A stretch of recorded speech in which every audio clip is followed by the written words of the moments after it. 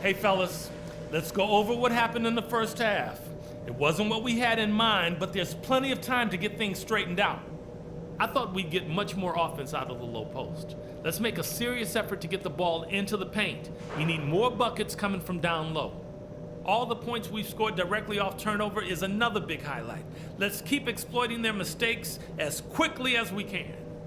And when we get the ball, we can look to start the break if it's there for us. But I don't want to push it just because we have some ground to make up.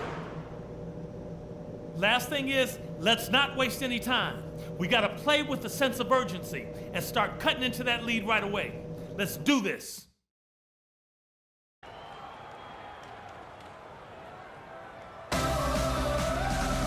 Welcome back, everyone, to the start of the second half. Big margin on our hands, but we'll see if that gap narrows down in the third and fourth quarters. Wow, this game just a commanding performance for Dudley. He has 14.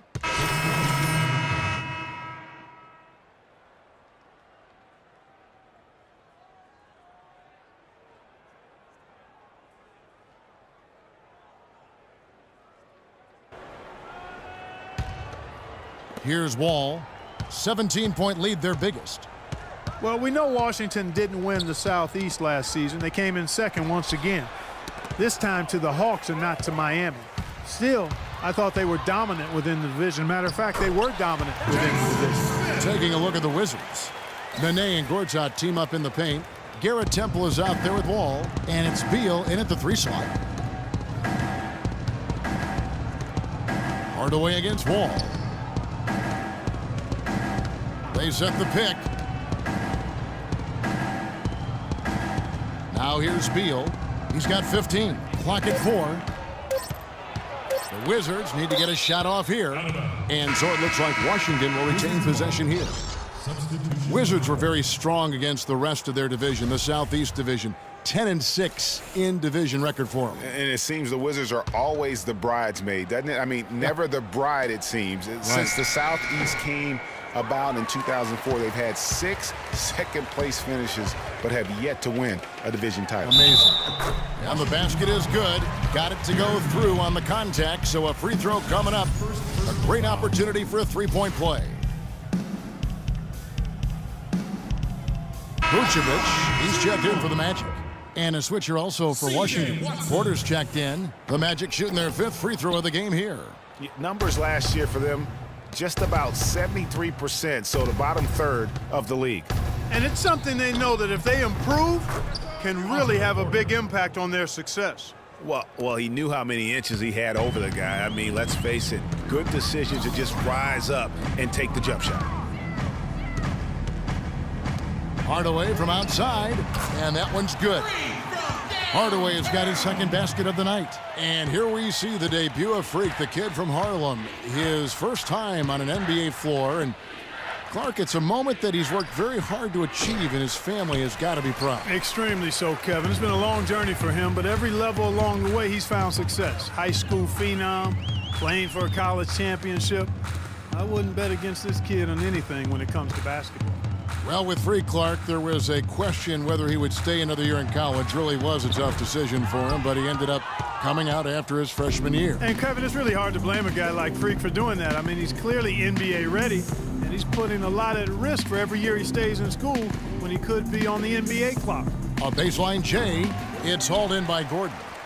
And for Aaron Gordon, so much fanfare entering the 2014 draft, selected 4th overall, which was actually a couple of slots higher, I think, Greg, than many experts thought. I agree, and you know, a lot of people obviously liked him, but Orlando clearly loved him and had very high hopes for this young man. And of course, the injured foot, only 11 games a season ago, and never really got back on track. That's the kind of D that you're not going to find success with, guys. They've got to get a hand in the face. And Hardaway gets it to go. With the success they've been having from the three-point line since halftime, I'll bet you that scoreboard starts to look a lot different real soon. Partner, that's assuming they can continue that hot shooting.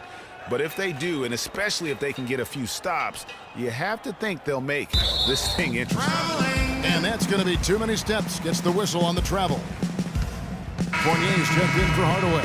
Jared Dudley's checked in for Washington.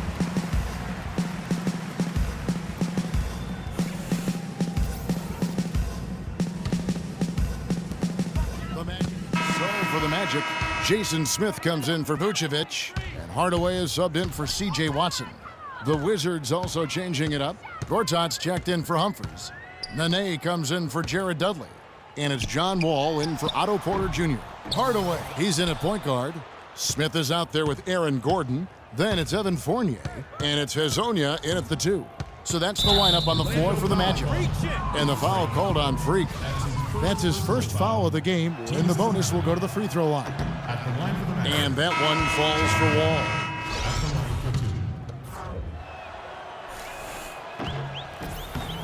And so Wall nails both of them. 11 seconds left in the fourth quarter.